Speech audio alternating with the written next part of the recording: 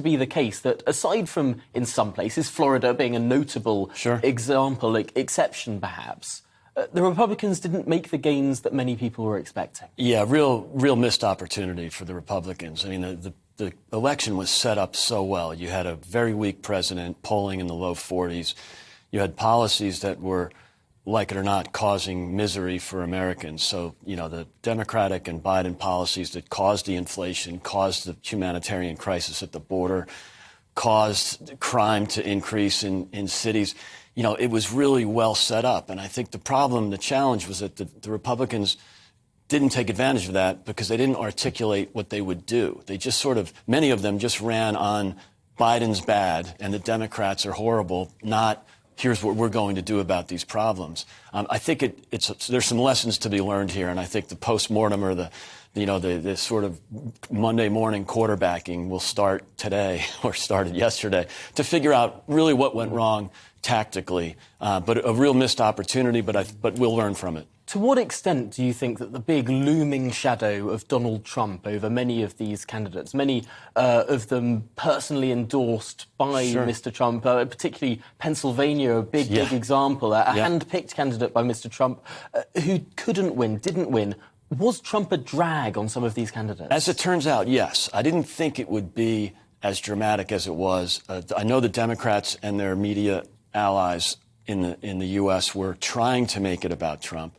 The Mar-a-Lago raid increased Trump's visibility, and in fact, his poll numbers went up after Mar-a-Lago.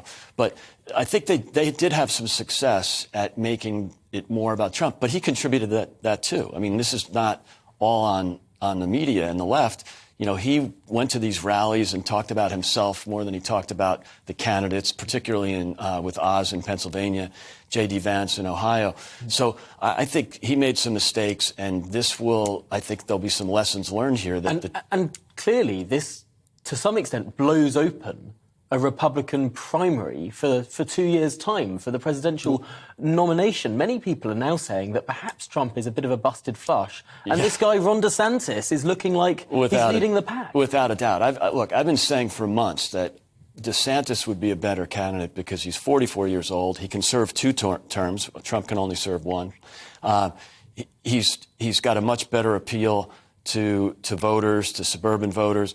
There's a lot of reasons to think Ron DeSantis is a better candidate. After Tuesday, it's really obvious now. I mean, the winner of this election really was Ron DeSantis and Greg Abbott in Texas and Sununu in New Hampshire. There were some winners here, but I think the biggest loser is Trump. It's interesting, looking at the front page of the Times of London here, Ron DeSantis waving in front of that big American flag, and indeed a very similar picture on the front page of the Telegraph as well. It does seem to be that Ron DeSantis is almost the new golden boy of the GOP. He is. He's been anointed here. And that's thanks to Trump's missteps during this midterm election.